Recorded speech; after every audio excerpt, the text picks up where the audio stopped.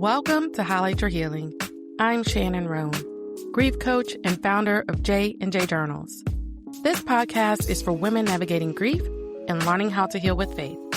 And today, we're going to talk about boundaries, what they are, why they matter, and how they help protect your peace while you're healing.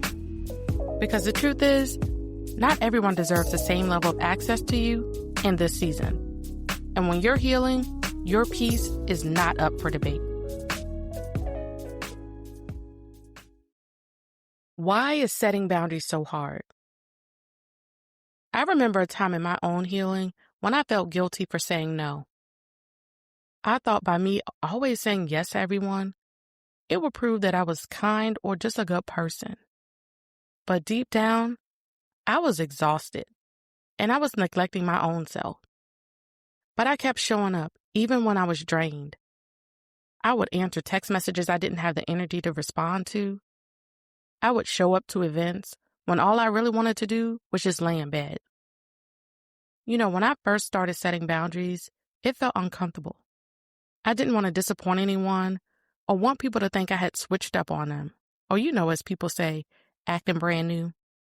But the truth is, it was time for me to act brand new because grief changed me. Healing changed me too. And with that came a new awareness of what I was willing and not willing to carry anymore. See, those days of me feeling guilty for saying yes to and committing to what I wasn't ready for, or for saying yes to keeping the peace even when it cost me my own, those days were over. And here's what I learned. Boundaries aren't about pushing people away. Boundaries are about honoring the space you need to recover. When you're healing, especially after loss, your energy is fragile and you're vulnerable during those times. Boundaries, they become kind of like guardrails that protect you during that whole process. And maybe for you, that means not answering every phone call. Or maybe it's skipping a family event because you're not emotionally ready yet. We all know how we go to, a family cookout and they're asking all of these questions. And you just may not be there yet emotionally to handle those conversations. So saying no to those family events is okay. And listen, you don't owe anyone an apology for protecting your peace. Healing requires space.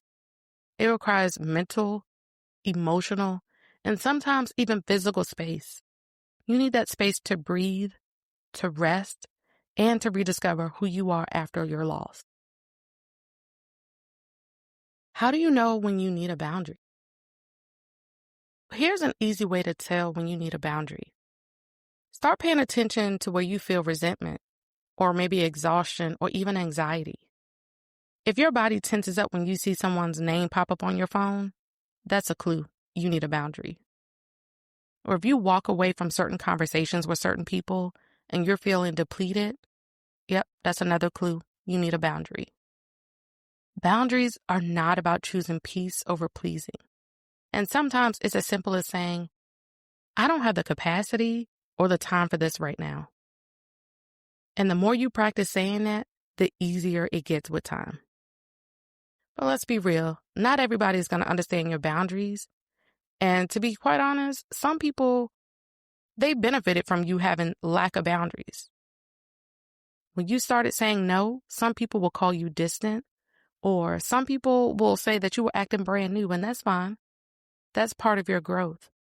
Boundaries might cost you a few relationships, but they'll protect the right ones also. And eventually, you'll notice something. The peace that comes from having boundaries is worth more than the approval that you used to chase. So I want you to remember this. Boundaries aren't barriers. They're bridges to a healthier version of you.